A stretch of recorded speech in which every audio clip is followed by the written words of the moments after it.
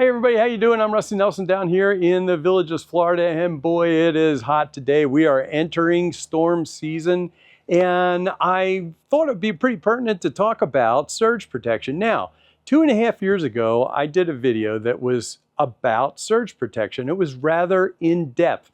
I talk about the different layers of surge protection, the different types, and what they protect you against. Since that, and on the new builds, they have changed the NEC codes to say that all new homes need to have surge protection. Now, the important thing to remember is this isn't protecting your whole house. Everything isn't protected from every kind of surge. So it is called, what they put on now is a one and done, and it's put on the outside box. It'll be a square about this big, and it should have a green light on it. So what it's there to protect you against is a big surge that comes in. The problem is, it's not really a problem, it helps to protect the house, but it's like one and done. So if you have a big surge, it's going to redirect your current and then it's done and you have to replace it. They're not horribly expensive, but it's not like a surge protection about inside your home and other types of fluctuations. That's what the following video is about. That's most I could find out about how the new homes are updated. I will change the rest of the video. I'm just going to play it out the way it was with a few changes in it. Anyway, enjoy it, and I hope you'll learn a lot about surge protection for your house. Hey everybody, how you doing? Today we're going to talk about something that should be very important to all homeowners, and that is lightning and surge protection within your home. And we're going to do it from the beautiful Villages right here in Florida, the lightning capital of the world. Yeah, hold on a second, because that may not be entirely true. We're going to look into that fact. But what is a fact is 20% of electrical surges actually come from outside the home, while a whopping 80% pretty much come from inside the home. So let's take a look at how we can protect ourselves against these electrical nasties. Whoa! Let's go ahead and get started.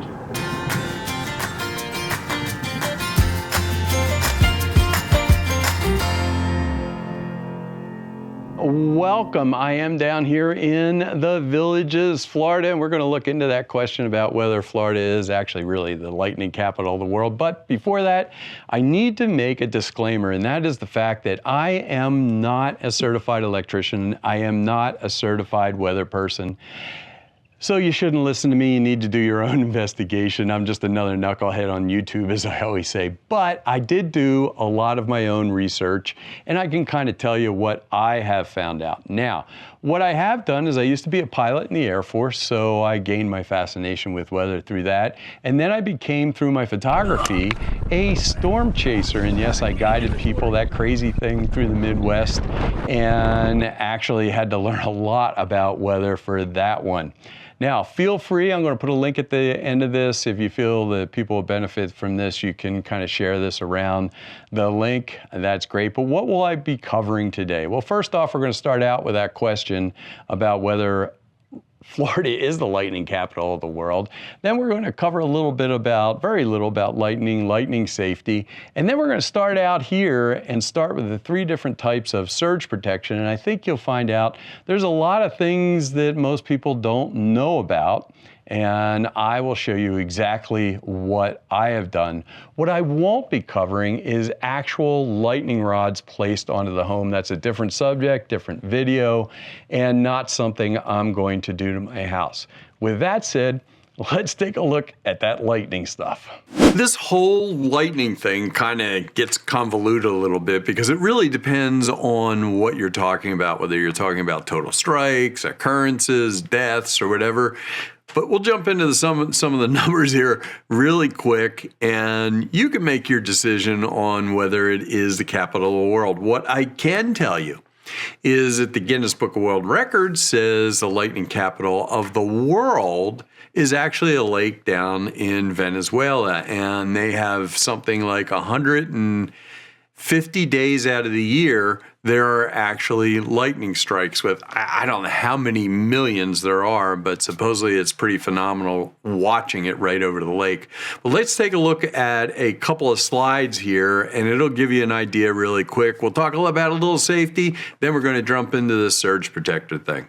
This is actually for Sumter County. Now you can see exactly where a lot of the lightning strikes are down in Florida.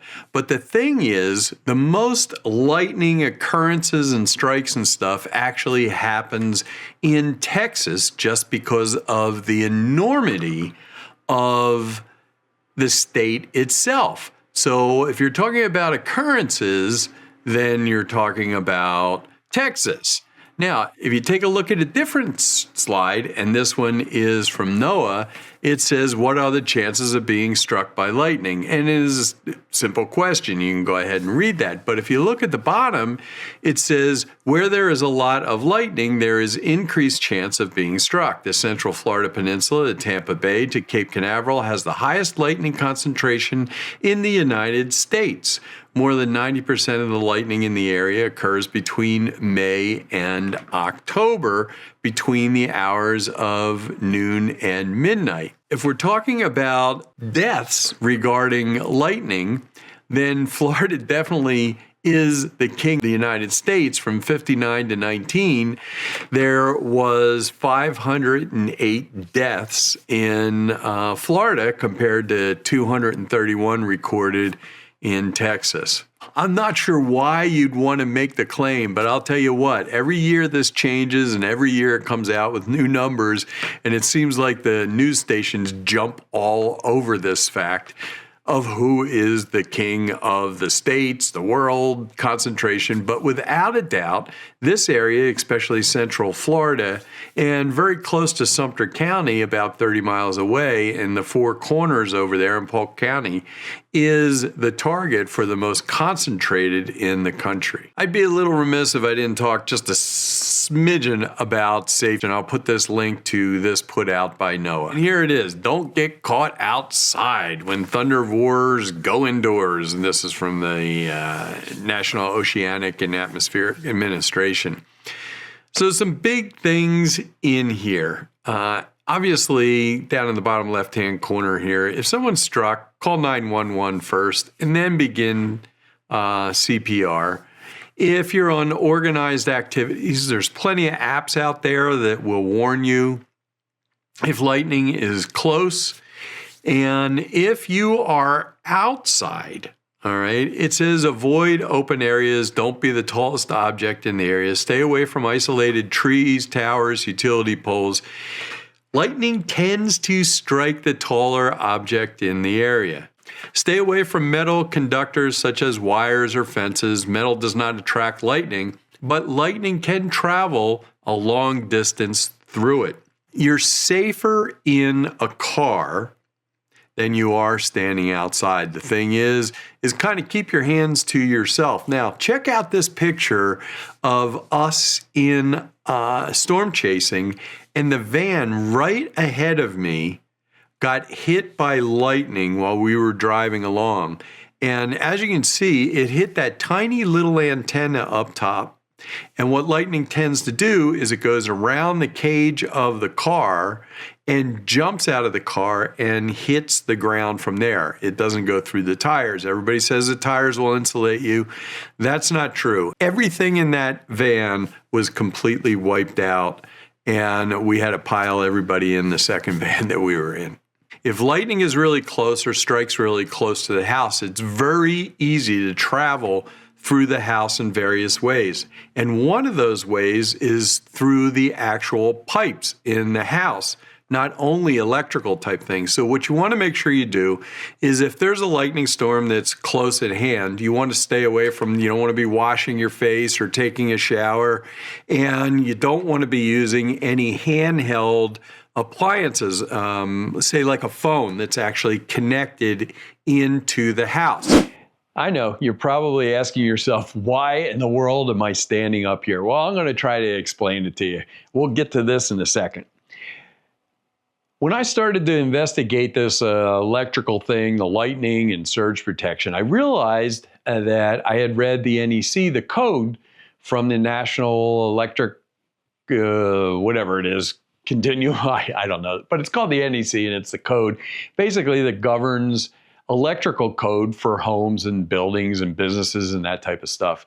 And it's the national code. So in 2020, they actually stated for the first time there was a change where they said that homes had to be built with surge protection. And you may ask why, but the reason that they said that and came about that all of a sudden was they realized they weren't trying to protect your computers and stuff like that. What they were trying to protect were things like this, safety items, like you have smoke detectors, carbon monoxide type things, medical equipment that may be in a home or a nursing home, that type of thing.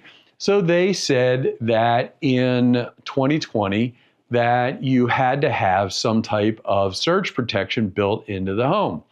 Well, in 2023, they upped that and they started to talk about a lot of things that needed it. But for us, we really have to consider, we have a lot of us have a lot of electrical equipment in the house that we want to protect. If you look around here, I've got tons of stuff in here. I've got this, I've got my computers, I've got my printers, even these lights up here. Anything that has a circuit board in it, you're trying to protect. And that could be all types of things. And you go think about, well, I'm not worried about carbon monoxide and that kind of thing. You know, we've all got this. Alexa, time. Good afternoon, Rusty. The time is 12:15 p.m. Right? So we've even got things like Alexa, speakers, all that type of thing. And you may go, Rusty, I don't want to run around and put surge protectors on everything in my house. Well, I'm going to try to show you some ways in a layered way how you can help protect some things. And it's kind of, like I said, this is research that I've done. It's kind of up to you after that as to what you want to do. Here we are back on it was right back where we started. And of course, there's our barking neighbor's dogs. We are going to look at type 1 and then type 2, then type 3. But type 1 is generally installed by the electric company. Mine was installed when I moved here. I had Duke Electric installed. Of course, they had the sales pitch of, you know, if you do it now, you get it installed for free. So sometimes there's a charge for it. And basically, this goes in between the meter and actually the circuit breaker panels on the other side. So you have the power lines coming in, and before it goes to the circuit breaker panel on the other side, that's what this helps to interrupt. So what does it interrupt? Anything that comes through the electrical lines and into your meter. In other words, when you see a thunderstorm 10 miles away or a windstorm and your lights start to flash, those are surges. Those are visible surges that you're seeing, large surges, and that's what this will help with. Now, if we take a look right on the side right here, there is a little light, and you're going to find this with surge protectors. Most of them do have lights. And I believe inside this there is a fused protection and some other stuff because this has to handle a lot of power. Anyway, that's about it. That's about all you really need to know. You need to call up your electrical company. This is not something you can do yourself. So you can call up your electrical company, inquire with them. They also, I pay a monthly fee, and that's also kind of insurance to help with insurance. If anything, I guess, gets fried inside. So let's go inside and go inside the garage and take a look on the other side of this panel, and we're going to investigate type 2 surge protection. Let's talk about how we protect on the load side of the panel with a type 2, and that's basically what this is.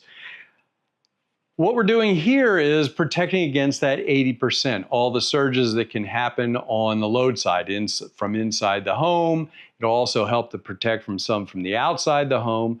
But in essence, it's a little bit stronger than a type 3, and it is placed on the load side of the panel. Now, there's a few different types. There are some that are actually circuit breakers that you can plug right into the panel, and they're also surge protectors.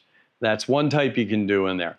And then you can also have some of these, a type 2, that will come in from here, or they're mounted from below or inside. They kind of look like this. They usually look like a square brick. And those actually have to have a circuit breaker and work through a circuit breaker.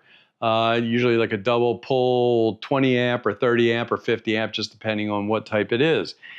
This one, the one that I'm going to use, is actually a type 1 or a type 2 surge protector. We're going to talk a little bit about how they work in a second.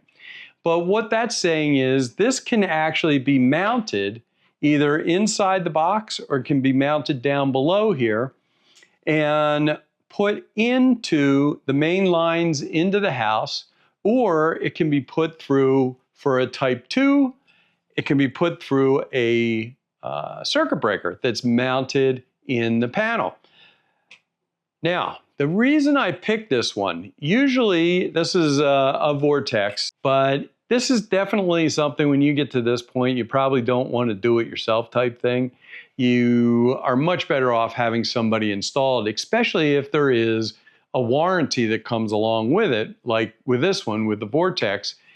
The actual warranty comes along with it for the unit itself. I believe it has like a lifetime, depending on what caused it caused the unit to go bad, whether it's defective or caused for a lightning strike, a nearby lightning strike or something. But it also has a warranty for electrical equipment inside the home. So that's one reason. So how do these actually work? Inside each one of these, a type 2 and type 3, is what's called an MOV. And what this MOV is, it's just a little kind of circuit looking thing. I'm not going to get too technical on this.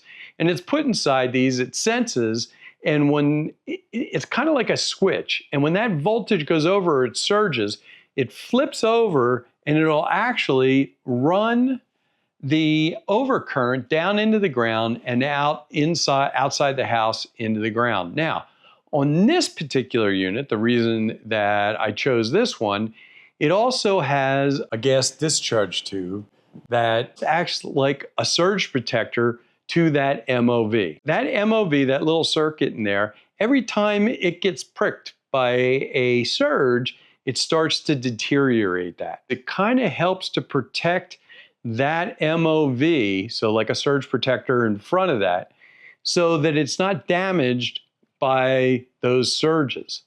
And that's kind of like the way I understand it. I'm not an engineer, and I don't have to be an engineer. I can easily understand that. Now, on each one of these, there's a little light right there. And if it's damaged or not working, that light is going to let you know that that's what's going on. Also with this one, because you can place this inside the cabinet, it also has an audible alarm to it. So it'll go off and make a sound if it goes bad to let you know. So those are the reasons that I chose this one. And this is a type 2, and it's going to go in here. I'll put some links to different ones down there. And like I said, very soon we're going to do a video of the actual installation when they come. And those guys will explain that a little bit better, because we may actually turn off the power to do this. Anyway, that's about it for type 2.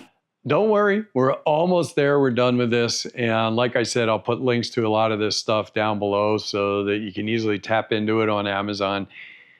Let's talk about type 3 surge protection. And this is point of use. In other words, this is something that you're going to plug into before you actually plug into the wall. Now, don't forget, we've already tried to protect against type 1 from that 20% coming from outside. We've also are protecting against surges that come within the panel, i.e. surges from around the house, say from your air conditioner and that type of thing. Now we're going to protect against stuff that is close at hand, right near the unit itself or the point of use where you're going to plug something in. So first of all, let's take a look at what is not a surge protector. A lot of people think that if they have one of these, this right here is a surge protector. It has a little on-off thing, and sometimes they'll have like a little fuse on it. Well, that little fuse thing there does not make it a surge protector. That little fuse thing is used when you overload this. It'll pop so that it's not, you haven't overloaded it. So this is really nothing more than a little strip for you to plug more than one plug-in. So don't get confused. That is not a surge protector. This is, now I did a little bit of research, and believe it or not, good old Amazon. This is the one I use around my house. And this is actually a surge protector, and it's grounded. Now, here's the cool thing. When you plug one of these in, hopefully you'll be able to see this. And, whoops, you should be able to, I hope. You can see in there that there's a green light that's lit up green. And the reason that's important is, remember I told you about the MOVs with the type 2s, that, these little surges keep pecking away at those MOVs? You need to have something on here that kind of tells you when these are becoming deteriorated, because every time that pecks away at that MOV, the MOVs that are inside here, it kind of deteriorates the value of this. And when these lights go out, that means this is no longer effective. You're basically working with just a power strip. Now, this I have this back by my computers. I have this, one of them by my printers, that type of thing. They're all plugged into these. Now, obviously, the best way to protect yourself, when I leave for a while and I'm not around, I unplug everything. So, except for my internet, Wi-Fi, that type of thing, that's still plugged in because I have a lot of security cameras and that type of thing. Also, there are these type. This has got a little light right there that shines green that will tell you that it is good and that it is still working. So that's really important. I don't have one on my refrigerator. Now, I'll tell you why. Because it seems like there's a lot of controversy over the refrigerator itself, whether it should have a surge protector. In fact, if you go on to GE and you type in GE surge protector, it'll say GE recommends not having a surge protector on their refrigerator. So that's why I don't have it on there. I'll show you the ones here really quick on my washer and dryer. This is the unit that I use, and I actually, when I leave, I actually unplug it just the way you see right there. And as you can see, this has a time delay on it. So when you first plug it in, it kind of thinks it had a little power surge. So it waits to make sure it sees the normal voltage. And then after a short period of time, this light will turn from yellow to green to show you that it is working and normal. But it also has a light to show you that there has been a high voltage surge or a low voltage surge. And as you can see, it just went out, and now this little green light's on, and that's how that works. But I actually unplug it every time I leave just because I don't want to take a chance. I also unplug my microwave along with a lot of other smaller appliances like Alexa. Good, she didn't hear me. If you go on there and you type in GE washer and dryer, in a general thing, it says GE says to plug it directly into the wall. This is actually what led me to do more research into these surge protectors. And I went back and read my manual for my specific washer and dryer, and nowhere in there does it say not to use a surge protector. So I still have these on there, and they seem to be working very well. But I also unplug them when I leave. A lot of people say they just turn off the circuit breaker. I don't do that. I just pull a plug out of the wall and let it stand that way. The important thing about this is they all have the lights in there. They're not good forever. You get these surges all day long. Every time the power company makes a change in their grid, when your air conditioner comes on and off, you run the vacuum cleaner. And like I said before, you'll even see in my one room where I have all that equipment plugged into, when I turn on my computer, those lights flicker just a little bit. That's a power surge. And that's where these type 3s come in, protecting it within that circuit that's on there. Boy, I think that's just got about, I kind of think we covered most of it. The big thing, this is all kind of in general, and you need to do your own research for your specific situation. But I think you finally, not finally, but you kind of get the gist of, after all of my research, and trust me, it was a lot, of type 1, type 2, and type 3. And the big thing is it also goes in the amount of power and stuff that it can block. And that's the type 1 is a lot bigger for lightning. Type 2 is a lot more power surges and some from outside. And type 3 are a lot less, but kind of deal right at point of use. Anyway, I hope that you've learned a lot. Don't forget to share this, because I think a lot of people could benefit it. I'll put the share link as I put it. You just have to copy that link and you can paste it into Facebook. You can send it to a friend, do whatever you want. And also, as far as the hurricane season, that's coming around real soon, along with the lightning season. You know, that June, July, August, September timeframe for lightning is pretty big around here. I will probably be going out if there's any hurricane type stuff. I will be broadcasting live. I'll also be doing shorts here, so make sure you subscribe on when hurricanes kind of coming into the area of Central Florida. Anyway, that's about it. That's most of the research that I did. I hope it helps some people out. And remember, I am not an electrician, so don't count on anything that I say. Do your own research. I'm just a knucklehead on YouTube, and I think that'll help a lot of people out. You know, there's one thing that I didn't think of that's protected also that a lot of us have here. I don't know why I added this in, but our hot water heaters. A lot of us have hot water heaters that are attached also, and a lot of low voltage stuff. So anyway, thanks a lot for joining me. Make sure you stay tuned and subscribe for when we actually put that type 2 surge protector in. I can't wait. They said they'd come in and do that and show the wiring for it.